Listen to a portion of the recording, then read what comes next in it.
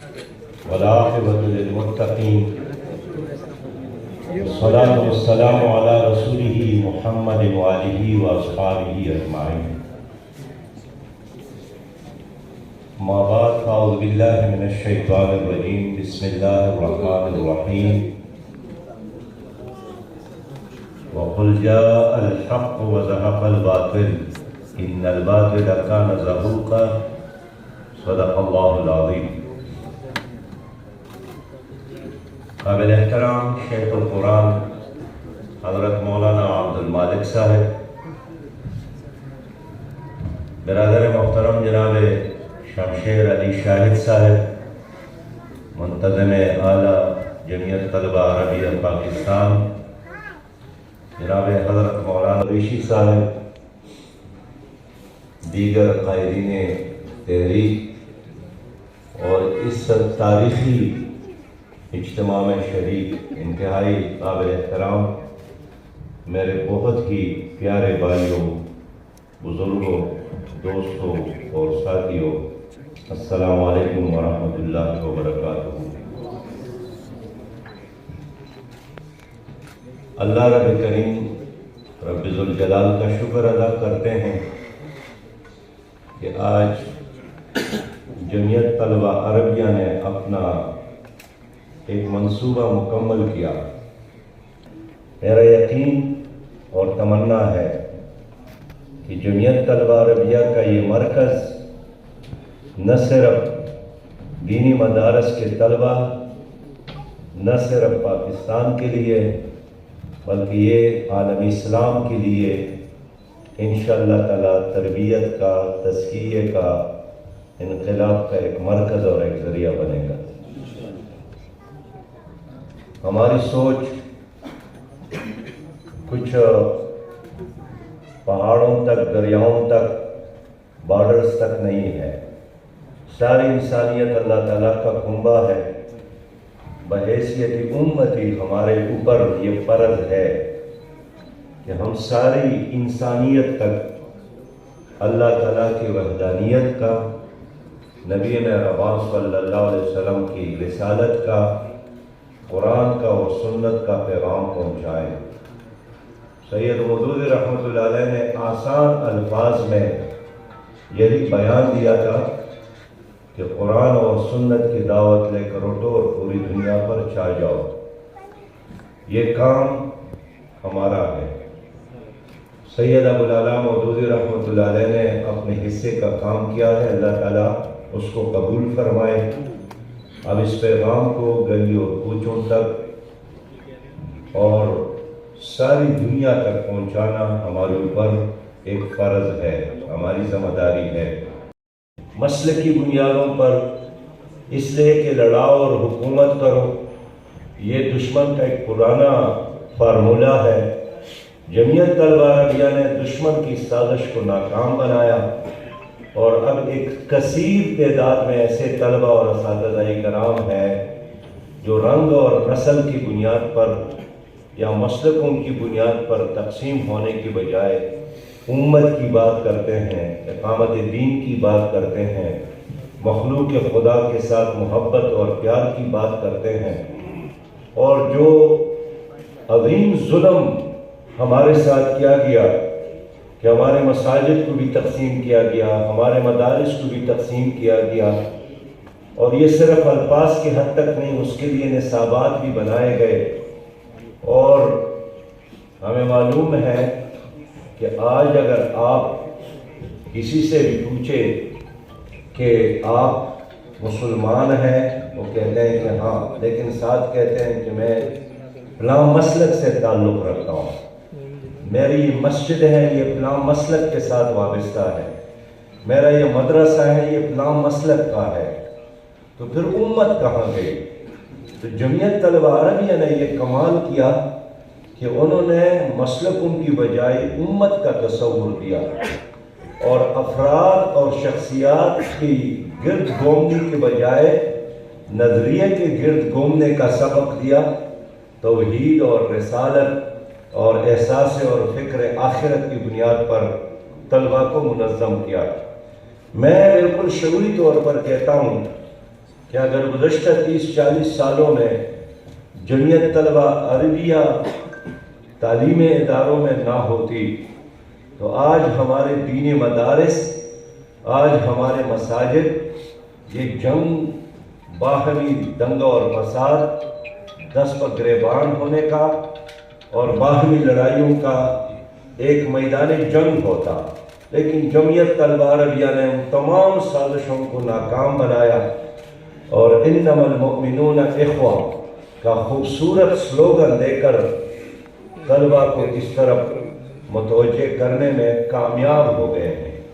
میرے بہت ہی محترم بھائیوں، اس وقت ہمیں جو مقابلہ درپیش ہے، میں آسان الفاظ میں عرض کروں، ہمارا مقابلہ اس ملک میں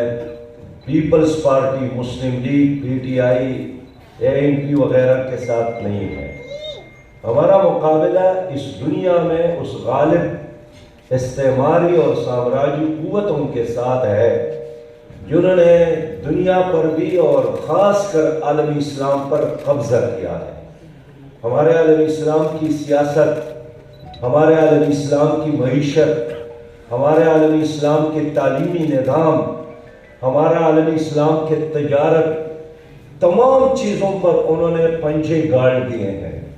اور یہ تمام حکمران اس وقت عالمی استعمار کے ایجنٹ ہیں۔ انہوں نے اپنے لیے 7 بدماشوں پر مشتمل ایک کونسل بنایا ہے جس کا نام وہ کہتے ہیں کہ یہ سلامتی کونسل ہے۔ یہ سلامتی کونسل نہیں ہے، یہ شر اور فساد کا مرکز ہے۔ 2.25 ارب مسلمان ہیں، 57 اسلامی ممالک ہے، لیکن اس سلامتی کونسل میں اس کا ایک ممبر بھی نہیں ہے،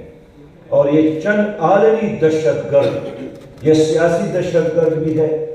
یہ معاشی دہشت گرد بھی ہے، انہوں نے اس سیارے، اس دنیا پر جو 8 ارب انسان اس وقت بستے ہیں، ان 7 بڑے سیاسی اور معاشی دہشت گردوں نے ان پر قبضہ کیا ہے۔ اس کہ کہیں بھی کوئی جمہوری حکمران ہو یا کوئی ڈکٹیٹر ہو یا شیوخ کی صورت میں ملوک موجود ہے، یہ سب کے سب ان کے ایجنٹ ہیں اور اسی طرح ان کے جھنڈے کے لیے کام کر رہے ہیں۔ دنیا بھر کی معیشت ان کے قبضے میں ہے۔ World Bank, I M F اور اس طرح ایشین بینک، یہ تمام کے تمام ادارے وہ اس دجالی، اس سامراجی اور استعماری نظام کے لیے کام کر رہے ہیں۔ ان کے نتیجے میں کچھ معلومات کا اضافہ تو ہوتا ہے، لیکن کردار کا، اخلاق کا وہ تعمیر نہیں ہوتا ہے جو ایک تعلیم کے نتیجے میں ممکن ہوتا ہے۔ اسی طرح ہماری صحت کا سارا نظام ان کے کنٹرول میں ہے، کون سی دوائی کھانی ہے اور کون سی نہیں کھانی ہے،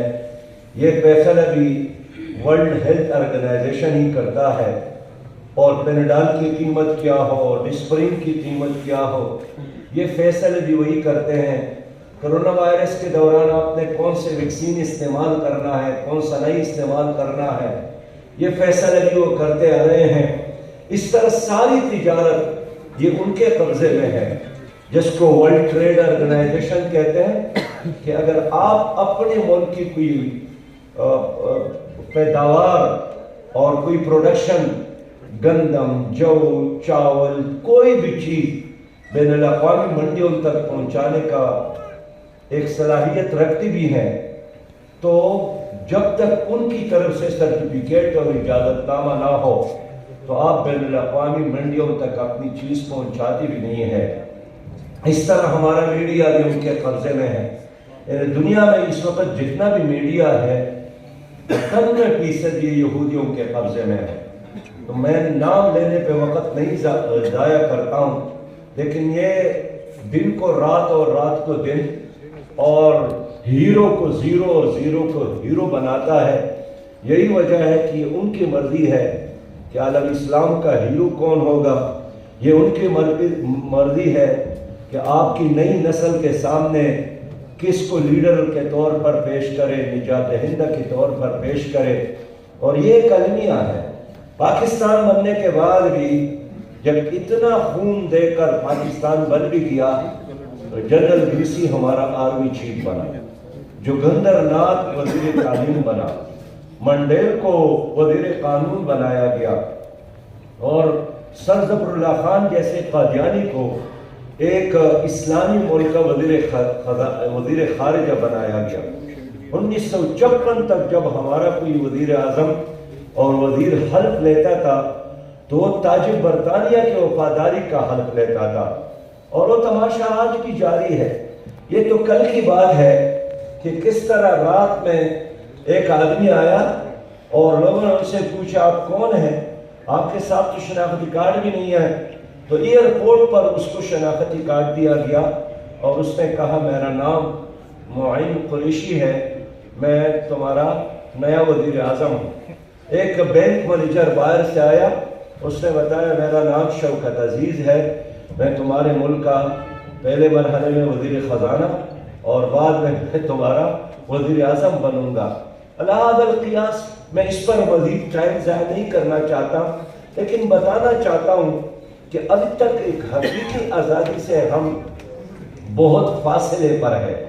حقیقی آزادی کا دن تو وہی ہوگا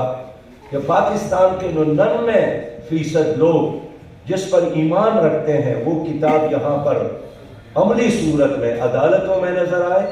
سیاست پر حاوی ہو، معیشت اس کے مطابق ہو، تعلیمی نظام اس کے مطابق ہو، لیکن آج بھی وہ مقدس کتاب جس میں ہمارے تمام مسائل کا حل موجود ہے، وہ ہمارے روٹی کپڑے اور مکان کا مسئلہ ہو، ہمارے دل کے تسکین اور سرور اور اطمینان کا مسئلہ ہو، یا ہمارے ملک اور بین الاقوامی مسائل کا حل ہو، وہ صرف اور صرف قرآن میں ہے۔ آج اگر 40 سال قبل یہ بات مشکل تھا سمجھنا، لیکن 75 سال کے بعد جب تمام تجربات ہو گئے اور جرنیلوں کو بھی لوگوں نے دیکھا، بین الاقوامی استعماری قوتوں کے ایجنٹ سیاسی لیڈروں کو بھی لوگوں نے دیکھا کہ مسائل کم نہیں ہوئے، مسائل میں اضافہ ہوا۔ آج بھی میں عرض کرنا چاہتا ہوں کہ مغرب کی نگاہوں میں، استعمار اور سامراج کے نگاہوں میں انہوں نے ایک شارٹ لسٹ کی ہے، اس میں انہوں نے 5-6 لیڈروں کو شارٹ لسٹ کیا ہے، 5-6 پارٹیوں کو شارٹ لسٹ کیا ہے کہ ان میں سے کوئی بھی آ جائے، کسی کو بھی پاکستان کے عوام ووٹ دے دے، ہم اس پر اعتراض نہیں ہے، ہم ان کے ساتھ کام کر سکتے ہیں، ہم پیپل پارٹی کے ساتھ، ہم مسلم لیگ کے ساتھ، ہم پی ٹی آئی کے ساتھ، ہم ANP کے ساتھ۔ یہ انہوں نے اپنے دوستوں کو ایک فہرست بنایا ہے کہ اگر آزادی ہے تو ان 5-6 لوگوں میں آپ کی آزادی ہے، لیکن ایسے کبھی بھی نہ کرے کہ ان 6 فہرست سے باہر آپ کسی اور آدمی کو اٹھا کر ان کو اپنا وزیر اعظم بنائے، اپنا لیڈر بنا لے، حالانکہ یہ جو 5-6 افراد کے فہرست ہے، پارٹیوں کے فہرست ہے، ہماری معاشی تباہی کا، ہمارے سیاسی تباہی کا ذمہ دار بھی یہی 5-6 پارٹیاں ہیں۔ یہاں تو جتنے مسائل ہیں، آج اگر معیشت کا مسئلہ ہے تو کون سا تجربہ نہیں ہوا؟ اب دیکھیں گزشتہ پی ٹی آئی کے زمانے میں 4 وزرائے خزانہ تبدیل کیے گئے، اور پی ٹی آئی نے اعلان کیا تھا کہ ہمارے ساتھ 200 ماہرین موجود ہیں۔ ہم بھی یہی سوچتے رہے، کبھی کبھار یقین بھی کرتے رہے کہ واقعی انہوں نے تیاری کی ہوگی، تو پتہ چلا کہ وہی اسد عمر ہے، پتہ چلا کہ وہی حافظ شیخ ہیں، وہی شوکت ترین ہے، وہی ورلڈ بینک اور IMF کے ایجنٹ ہے۔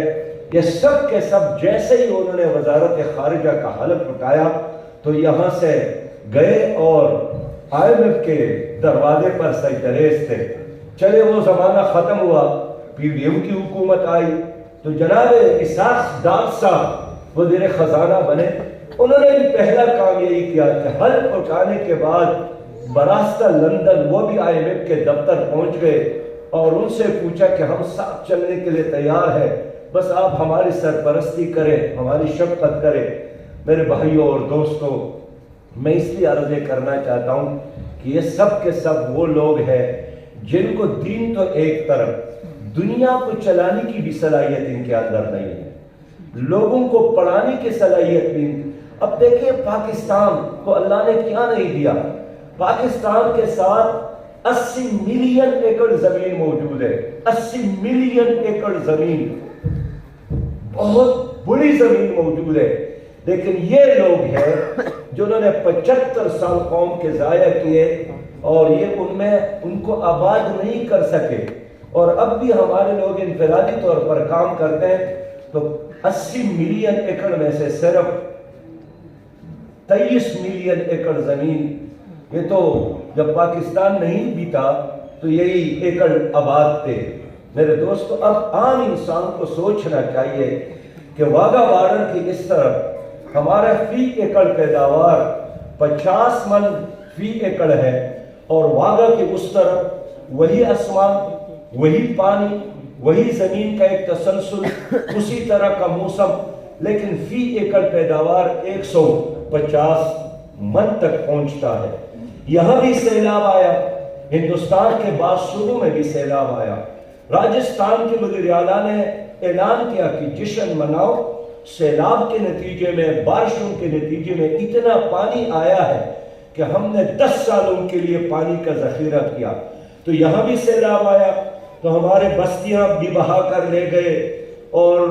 بستیوں کے ساتھ لوگوں کو بھی بہا کر لے گئے اور آگے جا کر ایمان بھی بہا کر لے گئے، اس لیے کہ لوگ جھوٹ بولتے ہیں اور کرپشن کے نئے نئے دروازے لوگوں کے لیے کھولتے ہیں. تو میں یہ عرض کرنا چاہتا ہوں کہ آج ہماری تباہی اور بربادی یہ کسی دشمن کے حملے کی وجہ سے نہیں ہے، یہ اس قیادت کی وجہ سے ہے جو عالمی استعماری نظام تمہارے اوپر مسلط رکھتا ہے. میں آپ بھائیوں کو بتانا چاہتا ہوں کہ خود امریکہ کے اندر ایک فاؤنڈیشن ہے جس کا ایک ہی کام ہے کہ آئندہ 30-35 سالوں کے لیے عالمی اسلام کے لیے قیادت تیار کرنا، لیڈرشپ تیار کرنا. لہٰذا یہاں جتنی بھی ایسے فیملیز اور خاندان ہیں جنہوں نے ماضی میں انگریزوں کا ساتھ دیا، ایسٹ انڈیا کمپنی کے غلاموں کی طور پر یہاں اور ان کا ساتھ دیا، یہ وہی لوگ ہیں جن کے شہزادوں کو اٹھا کر یہ باہر لے جاتے ہیں اور ان کا خراش تراش کر کے ان کو پاکستانی عوام پر کس طرح سواری کی جائے یہ گر سکھا کر واپس یہاں بھیجتے ہیں اور وہ آئندہ 30-35 سالوں کے لیے پھر وہ تمہارے حکمران بنیں گے. اب آپ دیکھیے کس طرح ہمارے جو پرانے سیاستدان ہیں جن کے بارے میں لوگ سوچتے ہیں کہ چلے ان کی عمر 70 سال ہے، ان کی عمر 75 سال ہے، اب طبی عمر بھی یہ پورا کرنے والے ہیں، شاید ہی قوم کو نجات ملے. لیکن کس طرح خوبصورتی کے ساتھ انہوں نے شہزادوں کو، اپنے بچوں کو وزارتوں میں لا کر تمہارے اوپر مسلط کیا. اب وہی شہزادے ہیں، وہی لاٹتے ہیں کہ پرانی قیادت بھی موجود ہے اور ان نے طریقے اور سلیقے کے ساتھ نئے شہزادوں کو تمہارے اوپر. تو میں یہ عرض کرنا چاہتا ہوں کہ میرے بھائیوں اور دوستوں، ہمیں بہت بڑا چیلنج درپیش ہے. میں پھر کہوں گا کہ اگر ہمارا مقابلہ ان چند سیاسی پنڈتوں کے ساتھ ہوتا تو یہ بہت آسان ہے، لیکن آپ کا مقابلہ نظریاتی طور پر بھی، تہذیبی طور پر بھی اس بین الاقوامی استعماری نظام کے ساتھ ہے جنہوں نے پوری دنیا پر بھی اور پوری انسانیت کو بھی اور خاص کر عالمی اسلام کو اپنے قبضے میں رکھا ہے. یہ جو حضور صلی اللہ علیہ وسلم کی حدیث مبارکہ ہے کہ من تمسک بسنت عند فساد امتی فلہ اجر 100 شہید، جس نے فساد کے زمانے میں میرے ایک سنت کو زندہ کیا اس کے لیے 100 شہیدوں کے برابر اجر ہے. اب وہ کون سی سنت ہے؟ سنت تو سرما لگانا بھی ہے، مسواک کرنا بھی ہے، یہ سب انتہائی محترم. لیکن جس سنت کے زندہ کرنے پر 100 شہیدوں کے اجر کے بارے میں نبی مہربان نے فرمایا ہے، وہ نظام کا مقابلہ کرنا ہے اور اسلامی نظام قائم کرنا ہے، نظام مصطفیٰ قائم کرنا ہے. زیادہ طاقتور چیز فرمایا کہ پھر پانی ہے، آگ بھی بجھ جاتی ہے تو اس سے بھی زیادہ طاقتور چیز تو فرمایا کہ پھر ہوا ہے، پانی کو اٹھا کر ایک جگہ سے دوسری جگہ تک پہنچانے کا سبب بنتا ہے. اور پھر ایک آدمی نے پوچھا، ہم تو نہیں تھے لیکن ہمارے لیے اس صحابی نے پوچھا ہے کہ اے اللہ کے رسول، ہماری ماں باپ آپ پر قربان ہو، کوئی ایسی چیز بتائیں جو لوہے سے زیادہ مضبوط ہو اور آگ سے بھی زیادہ اور پانی سے زیادہ اور ہواؤں سے زیادہ طاقتور ہو۔ تو انہوں نے فرمایا کہ پھر مومن کا وہ چھوٹا سے چھوٹا عمل ہے جو تقوی کی بنیاد پر اخلاص کے ساتھ۔ تو صحیح بات یہ ہے کہ یہ وہ عمل ہے کہ جو تقوی اور اخلاص کی بنیاد پر ساتھیوں نے کام شروع کیا، آج اس کا ایک عملی تعبیر ہے۔ بہرحال اقبال کا شعر ہے کہ تو شب افریدی چراغ افریدم، میرے رب تو نے رات بنائی ہے، میں نے اس کے لیے چراغ بنایا۔ سوال افریدی ایاغ افریدم، تو نے مٹی بنائی، میں نے اس مٹی سے پیالہ بنایا۔ بیابان و کوثار و یاغ افریدی، تو نے بیابانوں کو بنایا، کوثاروں کو بنایا اور کانٹوں بھرے جنگلوں کو بنایا۔ تو اقبال فرماتے ہیں کہ خیابان و گلزار و باغ افریدم، میں نے آپ کے بیابانوں سے خیابان بنائے، میں نے کوثاروں سے گلزار بنائے اور میں نے اس سے باغات بنائے۔ اور پھر فرمایا کہ من انم، میں وہی ہوں کہ السنگ آئینہ تراشم، کہ میں نے اللہ کے پیدا کردہ پتھروں سے آئینہ بنایا۔ من انم کہ الزہر نشینہ صادم، میں وہی ہوں کہ میں نے اللہ کے پیدا کردہ زہر سے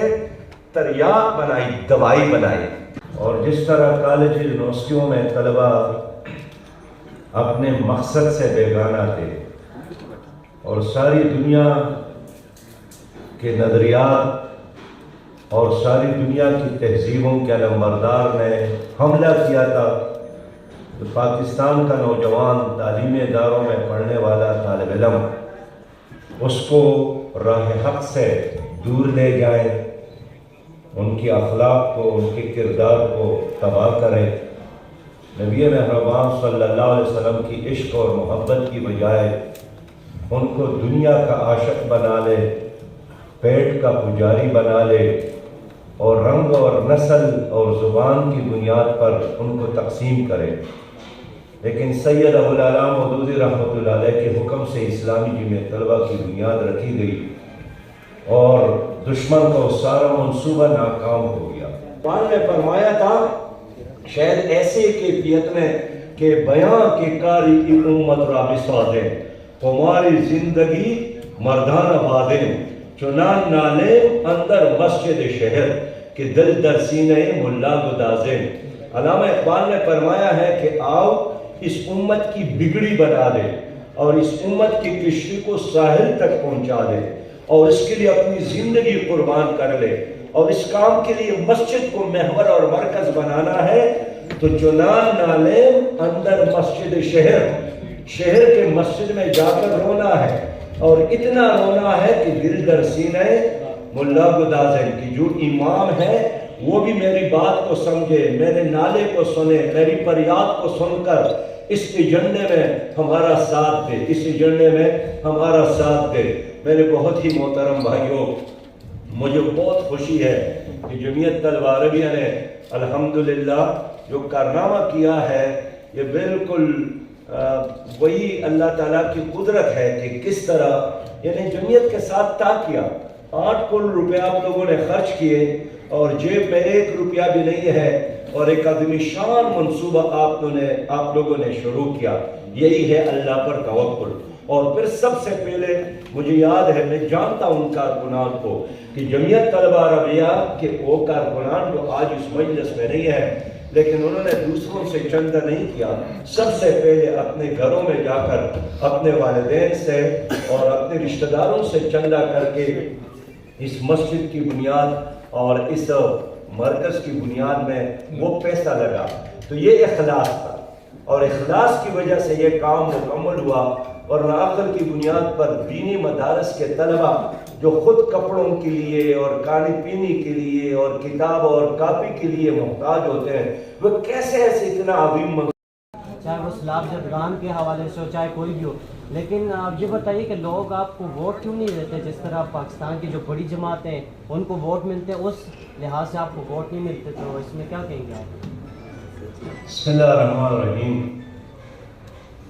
پہلی بات تو یہ ہے کہ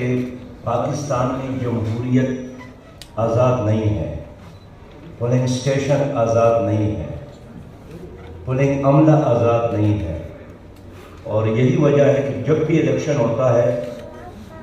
عمران خان صاحب خود بار بار اعتراف کر چکے ہیں کہ ہماری حکومتوں نے ڈیلیور نہیں کیا۔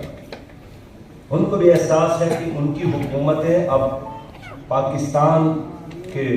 دونوں صوبوں میں عوام پر ایک بوجھ ہے۔ اب اگر یہ بوجھ وہ اتارنا چاہتے ہیں، سچ بسم اللہ۔ باقی جو ہم کہتے ہیں کہ الیکشن ہی مسائل کا حل ہے، وہ اس بنیاد پر کہتے ہیں کہ آئین کا تقاضا ہے کہ الیکشن ہو، ٹینیور اب پورا ہو رہا ہے، البتہ الیکشن سے پہلے الیکشن ریفارمز ہو۔ پی ڈی ایم اور پی ٹی آئی یہی چاہتے ہیں کہ یہ چل چلاؤ والا الیکشن ہو، مافیاز کا پیسہ ہو اور وہ ان کو استعمال کر لیں، لوگوں کو خریدے، پولنگ اسٹیشن کو خریدے، پولنگ عملے کو خریدے، میڈیا کو خریدے اور لوگوں کو ایک بار پھر دھوکہ دے۔ ہم چاہتے ہیں کہ الیکشن ریفارمز ہو، اور خاص کر ہماری تجویز یہی ہے کہ اگر آپ چاہتے ہیں کہ ہمارا ووٹر ظالم جاگیردار اور کرپٹ سرمایہ دار سے نجات حاصل کرے تو ملک میں متناسب نمائندگی کی بنیاد پر الیکشن ہو۔ ووٹ کو بھی چور اور ڈاکو لٹیرے مافیاز کو نہیں دیں گے، وہ بھی جماعت اسلامی کو دیں گے، اور اب یہ شعور عام ہوگا انشاءاللہ۔ جس طرح لوگ نوٹ دے رہے ہیں، آئندہ الیکشن میں لوگ ووٹ بھی دیں گے اور یہ ملک ایک اسلامی اور خوشحال پاکستان بنے گا۔